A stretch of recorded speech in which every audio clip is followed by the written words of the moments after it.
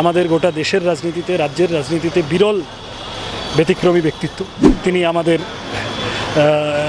অভিভাবক, তখন তিনি গোটা রাজ্যের অভিভাবক। কখনো কোনো বিরক্তিবোধ করেননি, বুঝিয়ে দিয়েছেন।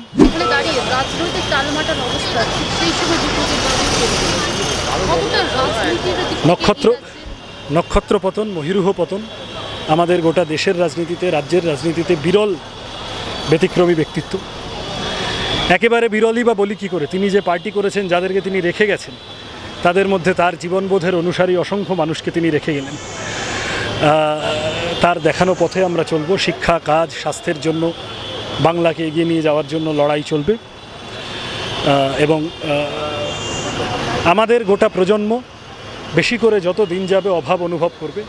স্বপ্ন দিশারি আমাদের প্রজন্মের জন্য কত কি ভাবতে চেয়েছিলেন, যত দিন যাবে আমরা মিস করব। কিন্তু শুধু দুঃখ করব না, শপথ করব যাতে তার ফেলে যাওয়া কাজ আমরা সমাপ্ত করতে পারি।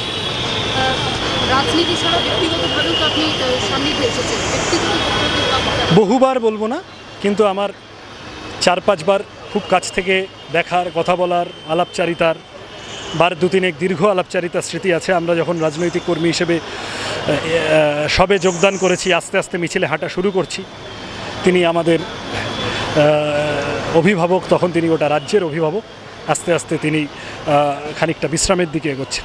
ফলত ওই আসা যাওয়ার মাঝে যে সময়টুকু কথা বলার, তার সাথে যা স্মৃতি, বিভিন্ন বিষয় জানতে চেয়েছি, বুঝতে চেয়েছি, হাসি মুখে স্নেহশীলভাবে, কখনো কোনো বিরক্তিবোধ করেননি, বুঝিয়ে দিয়েছেন যা রাজনৈতিক প্রশ্ন ইত্যাদি ছিল। এবং সেই সমস্ত পরামর্শ আমার এবং আমার মতো হাজার হাজার তরুণ প্রজন্মের কর্মীর পাথেয় হয়ে থাকবে।